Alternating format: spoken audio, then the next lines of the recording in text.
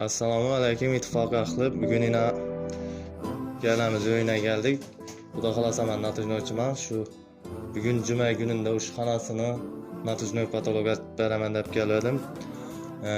Yana bir iltimosimiz bor. Shu qo'limizdan kelgancha yordam bersak o'sha anamizga. Xudo xolasa indiki juma gününde natijnoyni qistirib yana syomka etib tashiman. Shu anamizni ushxonasini remont etishga, aynasini almashlab berishga, shu yaşıda etib berishga qo'limizdan kelgancha yordam berishni so'raymiz.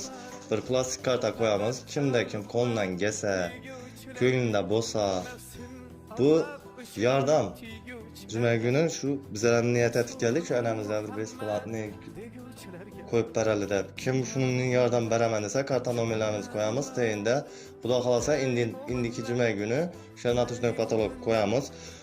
Mablag' tushsa, Xudo xolasa shu anama ushxonasini remont etib, ishga tushirib berib ketamiz. Anam o'zi, anam ham nodimiz, anam bir o'zi yashar ekan, oilada bir bo'lib, qo'ldan kelsa yordam beringlar. Bo'lmasa Xudo xolasa o'zimiz remont etib berib ketamiz. Hangana? İttifaktan yakcan anamizni uyina Xudo xolasa indiki juma kuni natijnoy patologlarni qistirib, syomka etib, qo'lingizdan kelsa yordam bersangizda ishga tushirib, shu xonasini remont etib, Xudo xolasa issiqxonalarda shu peshini o'tganada etib berib ketamiz nasib etsa, karta nomerlarimizni qo'yamiz.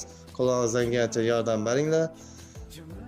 Oilaviy sharoitlaringiz to'g'ri kelsa, men Xudo xolasa natijnoyni anama shuningni aytib, juma yomida podarka etib ketaman. Hammangizga rahmat. Indiki juma kuni necha?